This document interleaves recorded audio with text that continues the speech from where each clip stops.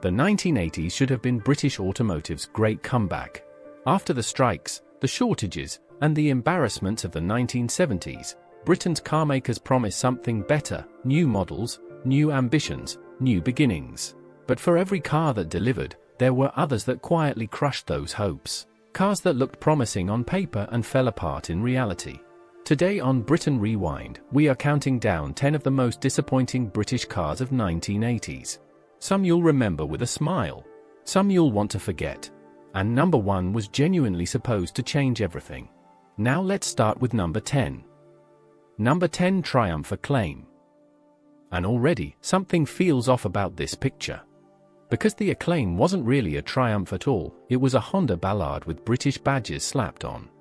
British Leyland, desperate and struggling, had struck a deal with Honda, and the result was this: a competent, reliable little car that had absolutely nothing British about its soul. For a brand that once produced the Spitfire and the TR6, this felt like surrender. And the buying public knew it. Yes, it sold reasonably well, because the Honda underneath was genuinely decent, but it sold with a quiet sadness. Triumph fans looked at this car and saw the end of something. And they weren't wrong. The Acclaim was the last Triumph ever made. A brand with nearly a century of heritage, quietly retired with a rebadged Japanese import. Would you call that a disappointment or a tragedy? Number 9, Austin Ambassador. The Austin Ambassador 1982. On paper, British Leyland had learned their lesson. The Ambassador was meant to be a proper executive saloon, a car that could finally take on Ford's Granada and the Vauxhall Carlton in the family car market. It had a spacious interior, a relatively smooth ride, and it wore the word Ambassador like it meant something. But here's where things start to go wrong.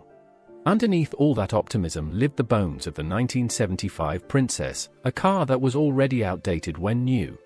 The engines were underpowered for the class, the build quality was unreliable, and drivers quickly discovered that this supposed executive machine had the soul of a pensioner stuck in traffic.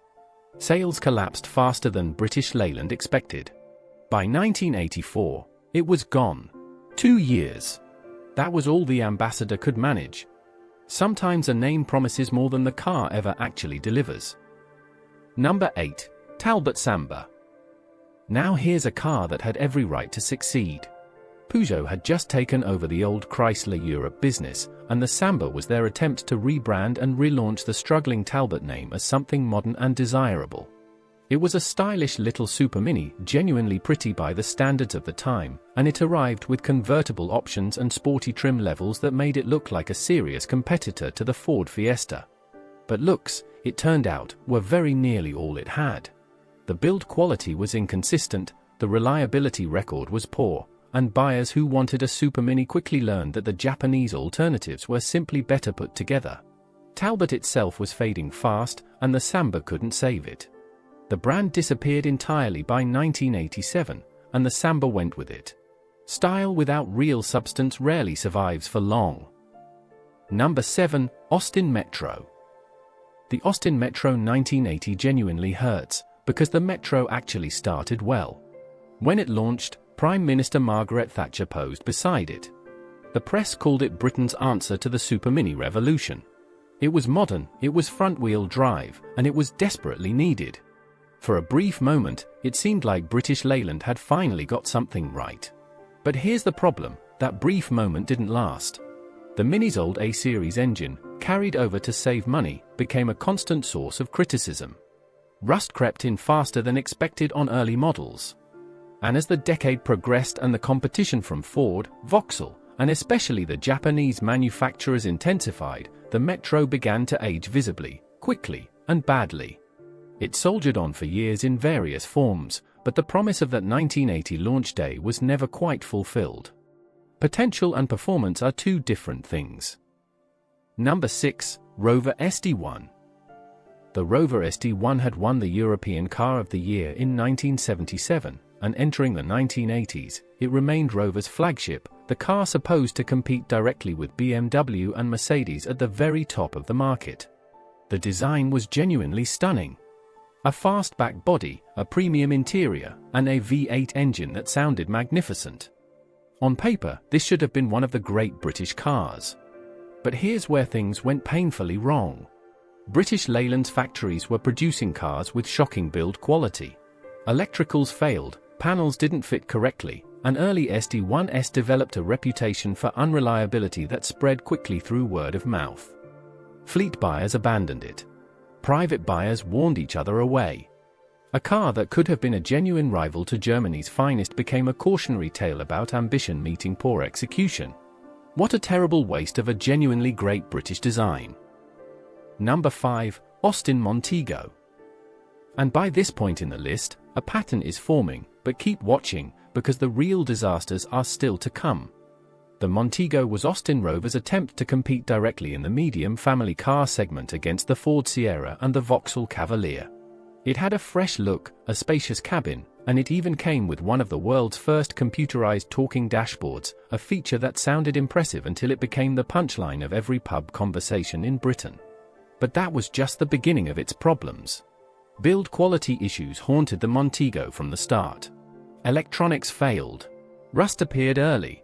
Taxi companies, who bought large fleets, began reporting high fault rates. Austin Rover's reputation, already fragile, took another hit. The Montego had all the ingredients for a solid family car and somehow managed to disappoint everyone who owned one. Number 4. Jaguar XJ40. If there's one car on this entire list that should have been truly exceptional, surely it's this one. Jaguar had spent nearly a decade developing the XJ40 as the replacement for their legendary XJ6. The anticipation was enormous.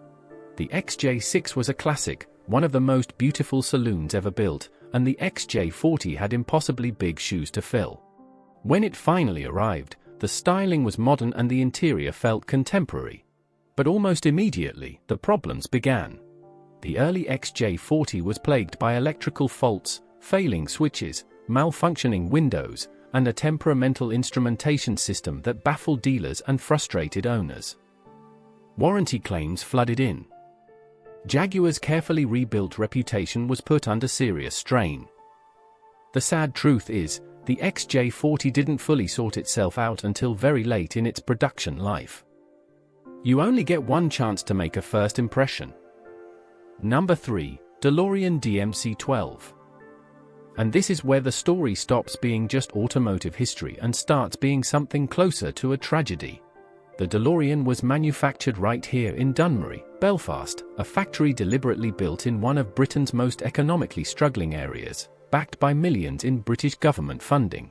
The concept was extraordinary, a stainless steel sports car with gull-wing doors, designed to take America by storm. But the real disaster wasn't even the car itself. The production was rushed, the build quality was inconsistent, and the underpowered Peugeot Renault Volvo engine couldn't match the car's spectacular looks. And then, of course, John DeLorean was arrested in 1982, and the company collapsed overnight. Over 2,000 cars were left unfinished. The British taxpayer had lost millions. A glamorous dream built on broken promises in a city that deserved so much better. Some failures cut far deeper than others. Number 2. Austin Maestro. By now you should be sensing that number 1 is going to hit hard, but first, let's talk about a car that came close to being the most disappointing entry on this list. The Maestro was meant to be British Leyland's definitive answer to the Volkswagen Golf.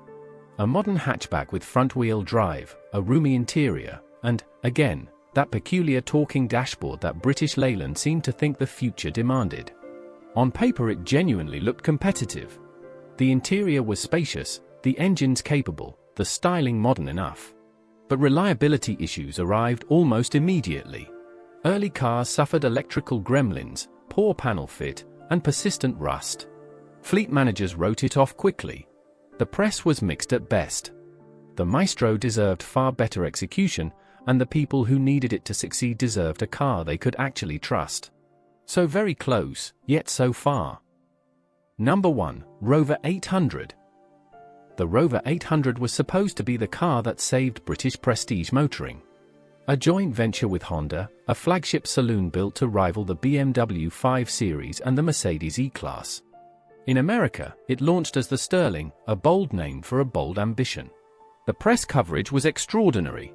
Here, finally, was a British car that looked the part, felt the part, and seemed ready to take on the world. But what happened next genuinely changed how the industry viewed Britain.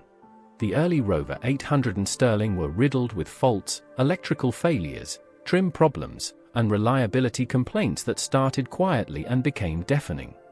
In America, the Sterling was ranked among the least reliable cars sold. Sales collapsed.